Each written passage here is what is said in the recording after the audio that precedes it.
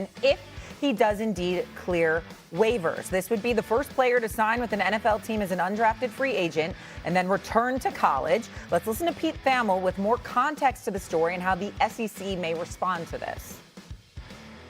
For a handful of years now, the SEC has barred players from transferring from one conference institution to another. Daquan Wright would seemingly fall under this bylaw.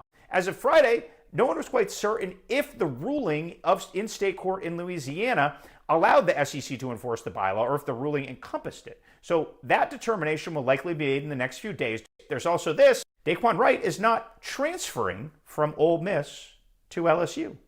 He is leaving the Cleveland Browns to join the team at LSU. Whether that becomes some legalese that gets parsed, we will see in the upcoming days. It is never boring in the old SEC. That is true. Thank you, Pete. As Paul Feinbaum now joins us here on First Take. And Paul, I want your reaction to this story and the situation with Daquan Wright, because it is certainly not something we are accustomed to seeing in the NFL and college world. Go ahead. Well, it's all about Lane Kiffin. No matter where he is in college football, norms get shattered, and we all are gobsmacked in total.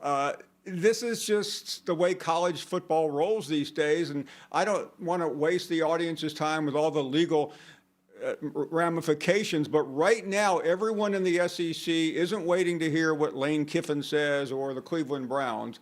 They're waiting to hear what the commissioner of the Southeastern Conference has to say, and so far, he hasn't said anything. And he is a very meticulous, careful, intelligent individual. I'm speaking of Greg Sankey. I have no doubt that he is trying to convene all of his presidents, with the exception of the renegade school, LSU, and try to come up with a statement that they feel like sends a message, but also holds up in Louisiana court or some court.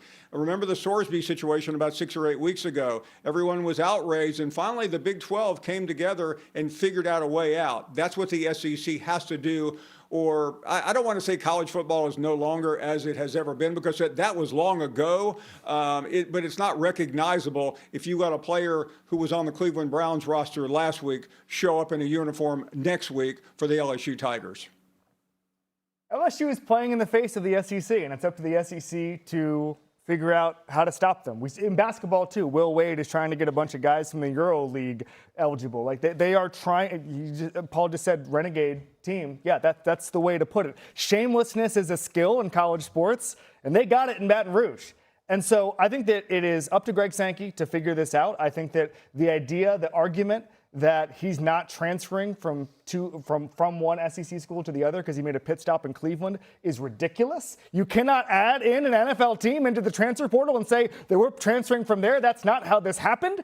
And so I just think that this is a tipping point. Now, the NCAA is at fault here with their ruling as far as the 2022 class not making the first time I've heard that. Blanket eligible. Right? They're begging Congress for help. By the way, that is not coming. The congressional help is not coming, and if it does, you're not going to like it. There are so many problems here. I think the easiest thing here is that there's something called ghost transfers that was a problem the last couple of years, Dan.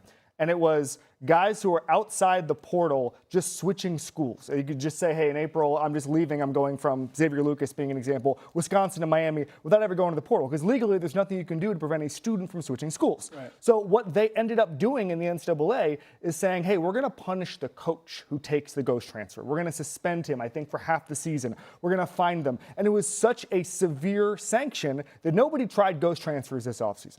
So I think the easiest thing to do is say, hey, if you take an NFL guy from NFL camps, we're going after the institution. We're going after the coach. That, to me, is the easiest thing, and it would hold up in court because you're punishing Kiffin, not Daquan Wright. I don't love this. I don't, honestly. Maybe it's the old head in me type of thing. I don't fault Lane Kiffin. I mean, Lane Kiffin has one job: win. Yeah. If there is a loophole that allows him to improve the team and its ability to win, it's his job to take advantage of. I don't fault the player. He's got the opportunity to probably go make more money in college football than he does in the NFL. College football, and I asked this before to Paul, and he disagreed with me. You're a college football fan. You're a college football fan. I've always heard that people are fans of college football because of like the passion and the genuine hatred that they have for the opponent, and it's not professional. Mostly the hatred. Pageantry. It's not the NFL. Yeah. And I just sit here and I go, like, there's got to be college fans. I'm a college football fan. I'm starting to become a little bit annoyed by it or turned off by it. Will I still watch the games? Yeah. But I just feel like college football fans are going to start to experience this and be like, I'm not as in love with it as I used to be because of situations like this. And the fact that he played at Ole Miss, then he went to the Browns, and now might be going to LSU too, makes the whole thing very rich. Final word on this, Paul. Go ahead. Yeah, I spent the entire summer literally putting my audience to sleep talking about this Senate bill that Kevin related to. We talk about NIL. Fans don't care. They care about Saturday at 7:30 at Tiger Stadium. And for all the angst and anxiety that we hear today from Grandpa Orlowski or anybody else, the point is this, that when Clemson and LSU kick off, I'll be watching, you'll be watching, money will be bet, and we will all be engaged. That's what this sport is about. And I'm not going to get into the Deshaun Watson situation. You've already hashed that out. But that's what we care about.